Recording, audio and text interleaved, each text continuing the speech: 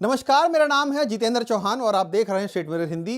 संसद में 3 बिल रखे जाने हैं, उनको लेकर चर्चा होनी है। सदन में सबसे पहले संविधान संशोधन बिल रखा गया है, उसको पारित कराया गया है, ध्वनि मत से उसको पारित कराया गया है। इस सदन में जो सबसे महत्वपूर्ण बिल है वो है नारी शक्ति वंदन बिल, जिसको पास कराने के लिए जो 3 संशोधन बिल हैं वो लेकर आए गए हैं। उनको जब पास कराया जाएगा उसके बाद उन पर चर्चा होगी, तब जाकर इन बिलों को पास कराया जाएगा। जैसे ही आज संसद शुरू होती है, हंगामेदार संसद की शुरुआत होती है।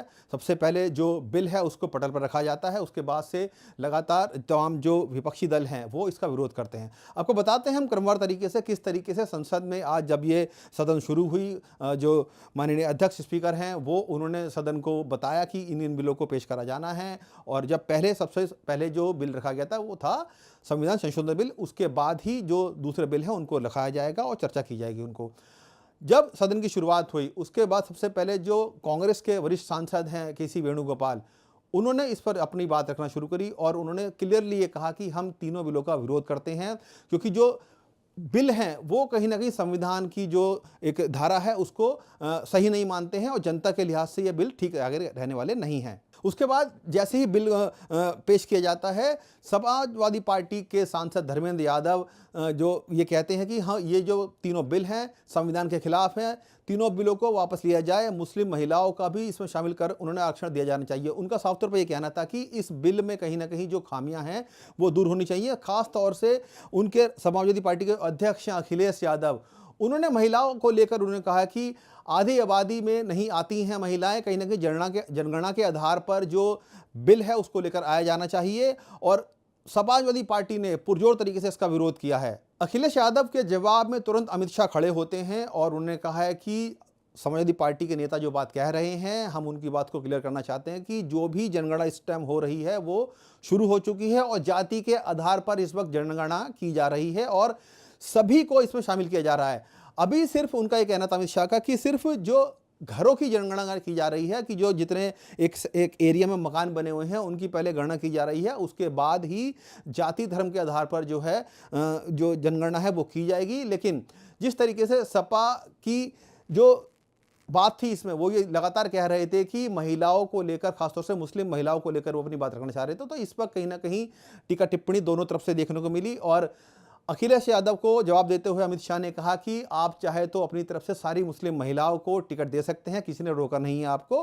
तो ये अभी शुरुआती दौर की चीजें थी जो सदन में देखने में आई थी। सदन में जब इन बिलों को लेकर चर्चा हो रही थी तब ओम बिरला जो स्पीकर हैं लोकसभा के, वो सांसदों को बता रहे थे कि किस तरीके से क्रमवार तरीके से बिल पेश किए गए हैं, आइटम नंबर्स गिना रहे थे। लेकिन जब महिला शक्ति बिल को लेकर स्पीकर ने अपनी बात रखना शुरू की, उसके तुरंत बाद अखिलेश यादव, ओवैसी और धर्मेंद्र यादव तमाम सांसद खड़े हो गए और महिला बिल को लेकर अपनी आपत्तियां जताने लगे।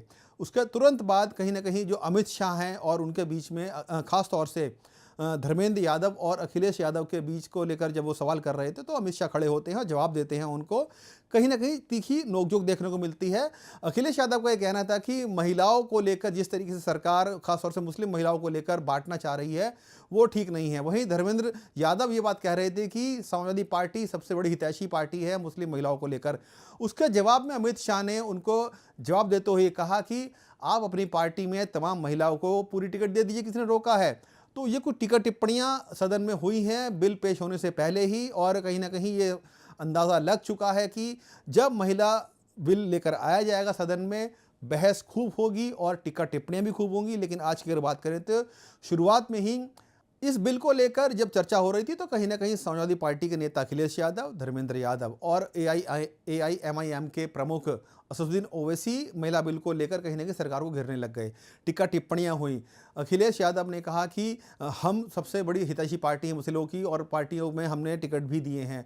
इस पर अमित शाह ने जवाब देते हुए तुरंत कहा कि आप अपनी पार्टी की तरफ से चाहे तो सभी महिलाओं को टिकट दे दीजिए, किसने रोका है। और इस बात को कहीं ना कहीं जब उन्होंने रखा तो ये बात साफ तौर पे जाहिर हो गई कि सदन में जब ये बिल रखा जाएगा तो कहीं ना कहीं टीका टिप्पणियां बहुत होंगी, खास तौर से मुस्लिम महिलाओं को लेकर जिस तरीके से समाजवादी पार्टी ने अपनी बात रखी है। वो कहीं न कहीं चाहती है कि महिलाओं को लेकर, खासतौर से मुस्लिम महिलाओं को लेकर उनकी बात यहाँ पर ज़रूर होनी चाहिए, उनका ध्यान रखा जाना चाहिए। वहीं ओवैसी इस पूरे महिला बिल को लेकर विपक्ष में खड़े हैं। उनका कहना है कि ये कहीं न कहीं लोकतंत्र की मूल भावना के खिलाफ है और कहीं न कहीं इस बिल से नुकसान होगा। ये कुछ चीज़ें हैं आज के दिन की शुरुआत में ही जब सदन में बिल पेश किया जा रहा था तो तमाम जो नेता हैं वो भिड़ गए। खासतौर से अगर बात करें तो हम अखिलेश यादव की, धर्मेंद्र यादव की, असदुद्दीन ओवैसी की, जो सीधा सीधा अमित शाह से भिड़ गए इस महिला बिल को लेकर। संविधान का संशोधन बिल सदन में रखा गया, उसके बाद से स्पीकर सर ने इस बात को ये पुख्ता किया कि जो ध्वनि मत के जरिए इस बिल को पारित करा जाए। आपको बता दें कि 251 जो मत हैं वो इस बिल के पक्ष में गिरे थे, जबकि 185 बिल इसको विपक्ष में जो सांसद थे उन्होंने रखा है। तो कहीं ना कहीं इस बिल को अब आगे चर्चा के लिए भेजा जाएगा। इस बिल के तहत आगे की जो चर्चा है वो शुरू की जाएगी। आपको बता दें कि सदन में इस वक्त बिलों को लेकर चर्चा हो रही है। आपको सीधे दिखाते हैं तस्वीरें हम कि किस तरीके से जो कांग्रेस के वरिष्ठ सांसद हैं तरुण गोगोई, वो इस वक्त चर्चा कर रहे हैं। असम से ये आते हैं क्योंकि कांग्रेस का इस पर बड़ा पुरजोर विरोध रहा है कि जो बिल सरकार लेकर आ रही है वो कहीं ना कहीं लोकतंत्र के लिए सही नहीं है। हम महिला आरक्षण बिल के विरोध में नहीं है, लेकिन सरकार जिस तरीके से परिसीमन को लेकर बात कह रही है कि जनगणना के आधार पर ये अभी इस बिल को लेकर आया जा रहा है, 2011 की जनगणना के आधार पर इसमें सीटें बढ़ाई जाएंगी, लेकिन जो विपक्षी दल हैं वो अपनी बात रख रहे हैं और उन्हीं बिलों पर चर्चा इसमें हो रही है। बारी बारी तरीके से तमाम जो विपक्षी दल हैं वो इसमें भी चर्चा करेंगे। प्रधानमंत्री भी इसमें जवाब रखेंगे।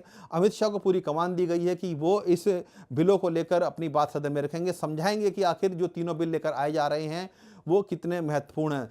सबसे महत्वपूर्ण ये है कि ये महिला नारी शक्ति वंदन बिल को पास कराने के लिए सदन में ये स्पेशल सेशन बुलाया गया है और प्रधानमंत्री नरेंद्र मोदी ने सभी पार्टियों को, सभी सांसदों को बाकायदा पत्र लिखा है कि आप इस बिल को समझें और इस बिल के पक्ष में आइए। लेकिन सभी जो राजनीतिक दल हैं उनकी अपनी अपनी समस्याएं हैं, अपने अपने कथन हैं कहने के लिए इन बिलों को लेकर कि बिलों में कई खामियां हैं और बिल कहीं ना कहीं जो मूल भावना है परिसीमन की उसको पूर्ण नहीं करती है। इसी बात को लेकर सदन में अब चर्चा हो रही है और देखना होगा कि अगले 3 दिनों में जब ये चर्चा होती है तो किस तरीके से जो बिल है पास हो पाते हैं।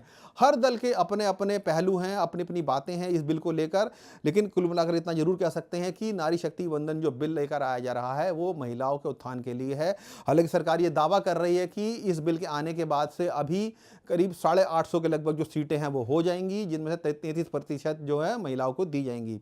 अब क्योंकि ये बिल जब आया है तो कहीं ना कहीं एक चर्चा पूरे देश में शुरू हो गई है कि इस बिल की क्या ज़रूरतें हैं, क्या खासियतें हैं, क्यों ये बिल लेकर आया जा रहा है। लेकिन विपक्ष के भी बहुत सारे सवाल हैं कि इनमें त्रुटियां हैं, उनको ठीक किया जाना चाहिए। मैं आपको बता दूं कि बीजेपी की तरफ से तमाम जो नेता हैं, महिला सांसद हैं, उनको बोलने का मौका दिया जाएगा। वहीं अगर विपक्षी दलों की बात करें तो हर पार्टी के नेता को पूरा मौका दिया जाएगा, ऐसा स्पीकर का कहना है। उन्होंने शुरुआत में ही कहा कि इन बिलों को लेकर हम विस्तृत चर्चा करेंगे और सभी पार्टियों के नेताओं को बोलने का मौका दिया जाएगा। लेकिन सदन हंगामेदार रहने वाला है, इस बात में कोई दो राय नहीं है, क्योंकि सभी दलों की जो अपनी अपनी व्याख्या इस बिल को लेकर अलग अलग तरीके से है।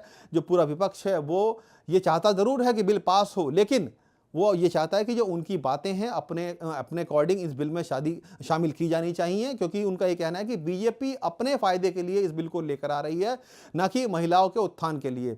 तमाम तर्क हैं एक दूसरे के अपने अपने, समझना बेहद ज़रूरी है और इसीलिए शायद इस लोकतंत्र की खूबसूरती है कि बिल पास होने से पहले कहीं ना कहीं सदन में चर्चा हो रही है और चर्चा बहुत हंगामेदार रहेगी और बहुत सारी चीज़ें समझने को मिलेंगी कि सदन में जब बड़े बड़े नेता बोलेंगे, बड़े वरिष्ठ नेता हैं इस बिल को लेकर बोलेंगे, पुरानी बातें याद दिलाई जाएंगी।